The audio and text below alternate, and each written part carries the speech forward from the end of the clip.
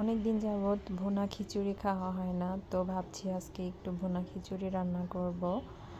তো আমি খিচুড়ি সব সময় তো প্রেসার কুকারেই রান্না করি, আর প্রেসার কুকারে রান্না করতে গেলে অবশ্যই তা মাখিয়ে রান্না করতে হয়।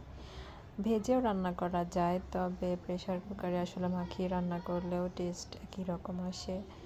তো আমি বেশি করে গাজর দিয়ে আজকে খিচুড়ি রান্না করব, মুগ ডাল, মসুর ডাল সব কিছু দিয়েই করব। আসলে বাচ্চারা তো গাজর বা সবজি তেমন একটা খায় না, তাই আমি সব কিছুতেই চেষ্টা করি গাজরটা অ্যাড করার। তো খিচুড়িতে আমি খুব ভালো করে মাখিয়ে নিয়েছি, এমনভাবে মাখিয়েছি যেন একটা সুন্দর ঘ্রাণ আগেই বের হয়ে যায় রান্নার আগেই।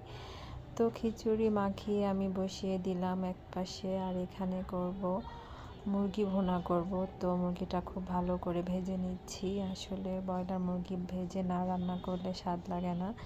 তো এখানে আমি খুব ভালো করে ভেজে লাল লাল করে আলুও ভেজে নিয়েছি, আর বেগুনের বড়া করেছি। আর এখানে আমি মাছ ভর্তা করব। তো মাছ রসুন, পেঁয়াজ, কাঁচামরিচ দিয়ে তো ভর্তা করে নিয়েছি। কেমন হলো রান্নাগুলো?